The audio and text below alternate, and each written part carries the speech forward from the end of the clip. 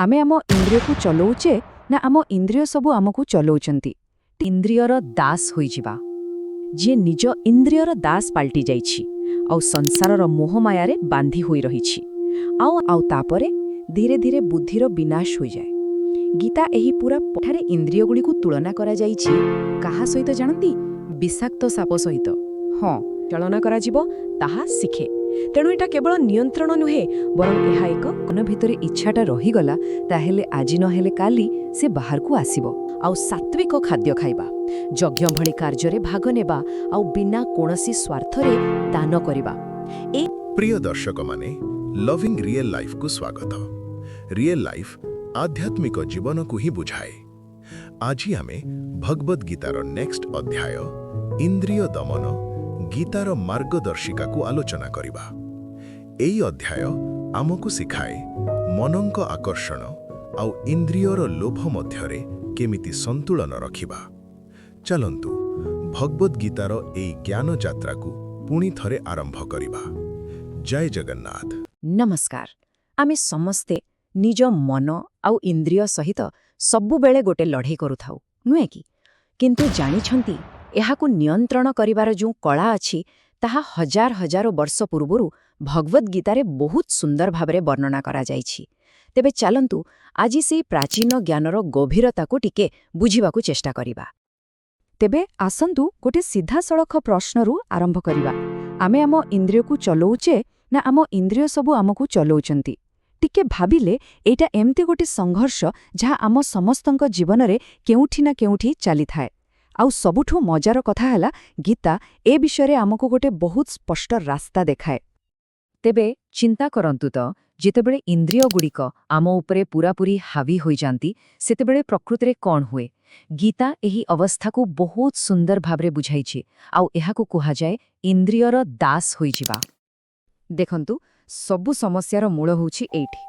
जेतेबेले आमे इंद्रियर प्रत्येक इच्छा को माने जहा मने हैला ताकु पूरण करिबाकु लागि पड़ू सेतेबेले आमे तार मालिक होई रहुनाहु बरं धीरे धीरे तार दास पालटी जाओ। कथाटा टिके गभीर टिके भाबिबाकु बाध्य करुछि नुहे कि। अच्छा तेबे एहार समाधान कौन? समाधानटा होछि इंद्रिय नियंत्रण। किंतु एहार माने एहा नुहे जे आमे जबरदस्ती इंद्रिय को चापी दबा ना। एहार अर्थ हेउछि सेगुड़िकु दुनियार आकर्षणरू धीरे धीरे फेराई आनिबा क्षमता। आउ गीता कहुछि आध्यात्मिक यात्रारे आगको बढ़िबा पई एइटा ही हेउछि सबुठु प्रथम आउ जरूरी पाहाच। एबे देखंतु एथारे दुईटा पूरा अलगा चित्र सामनाकु आसुछि। गोटे पटे सेही व्यक्ति जे निज इंद्रियर दास पाल्टी जाइछि आउ संसारर मोहमायारे बांधी होई रहिछि। आउ अन्य पटे अछंती जोगी जे निज इंद्रियर मालिक। तेणु आम यात्रार लक्ष्यटा बहुत स्पष्ट, एही दासत्वरु बाहारी मालिक हेबा। किंतु गोटे प्रश्न आसुछि, जदि एही इंद्रिय गुड़िक अनियंत्रित रही जाआंती ताहाली परिणाम कौन होई पारे? गीता एठी गोटे बहुत भयंकर श्रृंखला कथा कहिछि, गोटे चेन रिएक्शन जहां आमको धीरे धीरे तळको ही नहीं जाए। एहाकु कुहा जाए पतनर श्रृंखला। एइटा ठीक गोटे डोमिनो इफेक्ट भली काम करे। देखंतु आरंभ हुए बहुत साधारण भावरे कोनोसी गोटे विषयवस्तु उपर चिंता करिबारु। सेठु जन्म निये आसक्ति आउ आसक्तिरु आसे कामना माने ताकु पाइबार इच्छा। जेतेबेले सेटा पूरण न हुए आसे क्रोध आउ तापरे धीरे धीरे बुद्धिर विनाश होई जाए। गीता एही पूरा पतनर रास्ताकु एते स्पष्ट भावरे बुझाइछि जे आमे जानि परिबा केमिति गोटे छोटो अनियंत्रित इच्छा गोटे बहुत बड़ विपदर कारण साजी पारे। ताहाले प्रश्न उठुछि एही विपज्जनक श्रृंखलाकु भांगिबार उपाय कौन? किछि रास्ता अछि कि? हाँ निश्चय अछि। आउ गीता एथिपाई दुईटा बहुत जबरदस्त उदाहरण देछि। चलंतु सेगुड़िक कौन देखिबा। प्रथम उदाहरणटा हेउठी गोटे कइंछर। केबे देखिछंती कइंछकु?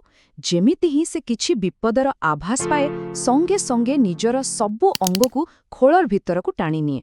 ठीक सेहीपरि जणे ज्ञानी व्यक्ति निज इंद्रिय गुड़िकु दुनियार प्रलोभनरु सेमिति ही भितरकु नहीं आसे। एइटा हेउछि एक प्रकार आत्मरक्षा। एबे आसीबा द्वितीय उदाहरणकु। आउ एटा आउरी बे शक्तिशाली। एठारे इंद्रिय गुड़िकु तुलना करा जाइछि काहा सहित जानती? विषाक्त साप सहित।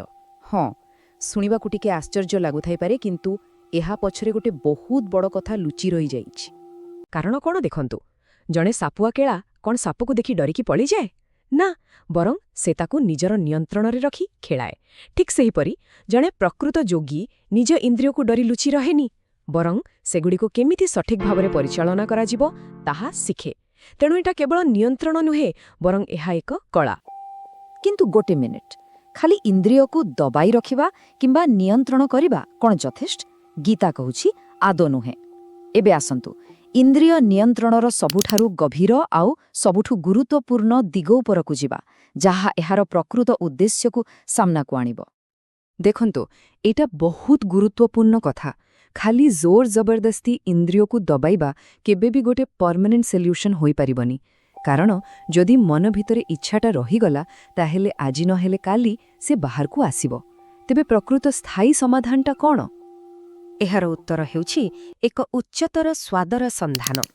ଏହାର ମାନେ କ'ଣ? ଭାବନ୍ତୁ, ଯଦି କାହାକୁ ବହୁତ ସ୍ୱାଦିଆ ଖାଇବା ମିଳିଯାଏ, ତାକୁ କ'ଣ ଆଉ ସାଧା ଖାଦ୍ୟ ଭଲ ଲାଗିବ? ଠିକ୍ ସେମିତି ଯେତେବେଳେ ଆମେ ଆମ ଇନ୍ଦ୍ରିୟଗୁଡ଼ିକୁ ସାଂସାରିକ ସୁଖ ବଦଳରେ କୌଣସି ଆଧ୍ୟାତ୍ମିକ କାର୍ଯ୍ୟରେ ଲଗାଉ, ସେତେବେଳେ ଯେଉଁ ସନ୍ତୁଷ୍ଟି ମିଳେ ତାହା ବହୁତ ଗଭୀର ଆଉ ସ୍ଥାୟୀ। ଆଉ ଥରେ ସେହି ଉଚ୍ଚତର ସ୍ୱାଦ ମିଳିଗଲେ ଏ ଛୋଟ ଛୋଟ ସୁଖ ଆପେ ଆପେ ଫିକା ଲାଗିବାକୁ ଆରମ୍ଭ କରେ।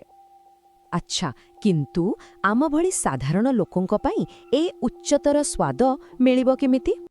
ଗୀତା ଏଥିପାଇଁ କିଛି ବହୁତ ପ୍ରାକ୍ଟିକାଲ ଉପାୟ ଦେଖାଇଛି, ଯେମିତିକି ନିୟନ୍ତ୍ରିତ ଆଉ ସାତ୍ୱିକ ଖାଦ୍ୟ ଖାଇବା, ଯଜ୍ଞ ଭଳି କାର୍ଯ୍ୟରେ ଭାଗ ନେବା ଆଉ ବିନା କୌଣସି ସ୍ୱାର୍ଥରେ ଦାନ କରିବା। ଏ ଛୋଟ ଛୋଟ କାମଗୁଡ଼ିକ ହିଁ ଆମ ଇନ୍ଦ୍ରିୟକୁ ଧୀରେ ଧୀରେ ଶୁଦ୍ଧ ଆଉ ନିୟନ୍ତ୍ରିତ କରିଥାଏ। ତେବେ ଏହି ପୂରା ଆଲୋଚନାରୁ ଆମେ କ'ଣ ଶିଖିଲେ? ସାରାଂଶ ହେଉଛି, ଇନ୍ଦ୍ରିୟ ନିୟନ୍ତ୍ରଣର ଅର୍ଥ ନିଜକୁ ଦବାଇବା କିମ୍ବା ବାନ୍ଧିବା ନୁହେଁ। ଏହାର ପ୍ରକୃତ ଅର୍ଥ ହେଉଛି ନିଜ ଶକ୍ତିକୁ ଗୋଟେ ଉଚ୍ଚତର ଦିଗରେ ଲଗାଇବା। ଏଇଟା ଗୋଟେ ପଜିଟିଭ୍ ରିଡାଇରେକ୍ସନ୍, ନେଗେଟିଭ୍ ରେଷ୍ଟ୍ରିକ୍ସନ୍ ନୁହେଁ। ଆଉ ଶେଷରେ ଗୋଟେ ବଡ଼ ପ୍ରଶ୍ନ। ଆଜିର ଏହି ଦୁନିଆରେ ଯେଉଁଠି ଚାରିଆଡ଼େ ଖାଲି ଡିଷ୍ଟ୍ରାକ୍ସନ୍, ମୋବାଇଲ ସ୍କ୍ରିନ୍ଠୁ ଆରମ୍ଭ କରି ସବୁ ଜାଗାରେ ପ୍ରଲୋଭନ ହିଁ ପ୍ରଲୋଭନ, ସେଠି ଏହି ହଜାର ହଜାର ବର୍ଷ ପୁରୁଣା ଜ୍ଞାନକୁ ଆମେ ଆମ ଜୀବନରେ କେମିତି ପ୍ରୟୋଗ କରିପାରିବା? ଏହା ସତରେ ଆମ ସମସ୍ତଙ୍କ ପାଇଁ ଚିନ୍ତା କରିବାର ବିଷୟ। ପ୍ରିୟ ଦର୍ଶକମାନେ, ଆଜି ଆମେ ଭଗବଦ୍ ଗୀତାର ଇନ୍ଦ୍ରିୟ ଦମନ ଗୀତାର ମାର୍ଗଦର୍ଶିକା ଅଧ୍ୟାୟ ଉପରେ ଆଲୋଚନା କଲୁ। ଆଶା କରୁଛି ଏହି ସନ୍ଦେଶ ଆପଣଙ୍କୁ ମନକୁ ବୁଝିବା ଏବଂ ଇନ୍ଦ୍ରିୟଙ୍କୁ ନିୟନ୍ତ୍ରଣ କରିବାର ପଥ ଦେଖାଇଛି। ଯଦି ଏହି ଭିଡିଓ ଆପଣଙ୍କୁ ଉପକାରୀ ଲାଗିଲା, ତାହେଲେ ଲାଇକ୍ କରନ୍ତୁ, ନିଜର ପ୍ରିୟଜନଙ୍କ ସାଙ୍ଗରେ ଶେୟାର କରନ୍ତୁ ଏବଂ କମେଣ୍ଟରେ ଆପଣଙ୍କ ଅନୁଭବ ଲେଖନ୍ତୁ। ବର୍ତ୍ତମାନ ବିଦ୍ୟାଳୟଗୁଡ଼ିକରେ ଭଗବଦ୍ ଗୀତାର ଶିକ୍ଷା ପର୍ଯ୍ୟାପ୍ତ ଭାବରେ ଉପଲବ୍ଧ ନାହିଁ। ଦୟାକରି ଆମ ପିଲାମାନଙ୍କୁ ଏବଂ ନେକ୍ସଟ ଜେନେରେସନକୁ ଗୀତାର ମୌଳିକ ତତ୍ତ୍ୱ ଦେଖିବା ଓ ଶିଖିବା ପାଇଁ ପ୍ରେରିତ କରନ୍ତୁ। ଆମେ ଆଗାମୀ ଦିନରେ ଆହୁରି ସହଜ ଓ ସରଳ ଭିଡିଓ ନେଇକି ଆସିବୁ। ଦୟାକରି ସାଙ୍ଗରେ ଯୋଡ଼ି ରୁହନ୍ତୁ। ଜୟ ଜଗନ୍ନାଥ।